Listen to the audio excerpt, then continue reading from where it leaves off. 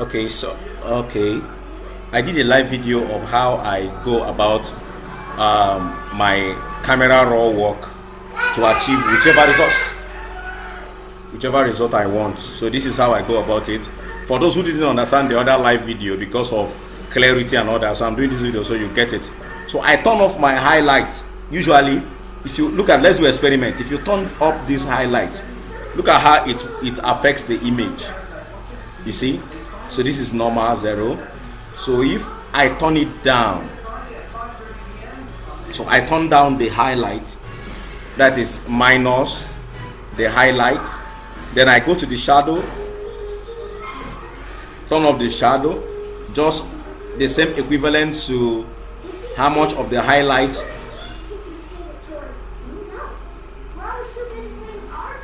It doesn't really work this way all the time. You can change it, but I do it equivalent to how much of the highlight is how much of the shadow I may actually add. So now this is the only thing I do. I don't go to touch the blacks, which I know that you can do that if you want to. You can adjust the blacks, but I don't do that. I don't touch the whites. So the only thing I do is highlight, shadows.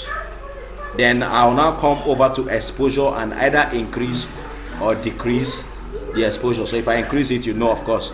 If I turn it down, so depending on the result you want to achieve, this is what I do. So this, I'm just having plus 005. Then I now go over to my color mixing.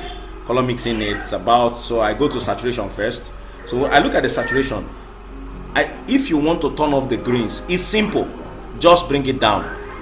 And imagine the way the color is looking. It's looking cinematic here. So if you turn off the green, if you want more of the green, you turn it up like this.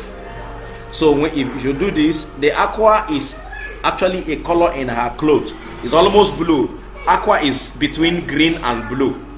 It's between green and blue. It's not complete blue. It's not complete green.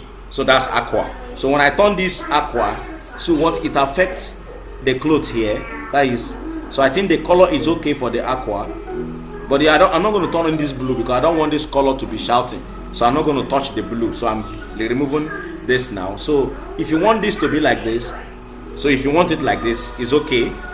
If you want it like this, it's perfect.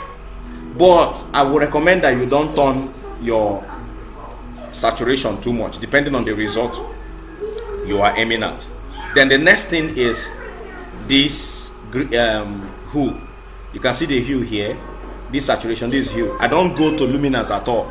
I don't touch the luminance at all, because it is going to make your image to have chromatic aberration. Once you go to this luminance, whatever thing you do will cause chromatic aberration. So most times I don't do this. So when you go here now, if you turn off this, look at your image is now looking a bit, see, you turn it up, look at the kind of green we got. You turn it down, this is what we get, minus all the greens to yellow, you are getting this feeling. Turn it up, you are getting this feeling. So whichever one you want for your image, you can use. So because green and aqua is the only color we have in this particular, the only color we want to be working on, because we don't want to work on the pink on her dress, as you can see, because the pink is not really, you know, it's not too visible. So we're not going to be looking at the greens. So whichever result you want, it's your choice. So I can go back to the saturation since I've done this and decide to shoot up this.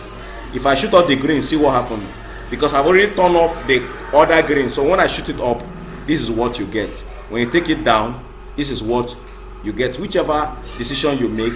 You can also turn off the yellow, but it's not advisable because of skin color. But most time, if the skin color doesn't have yellow, you can turn off this yellow to get, you know, a plain background, or you can turn off this yellow more if you want to also target to get more of yellow color. So whatever result you choose, it's all on you. Before I now open and further the editing. Thank you.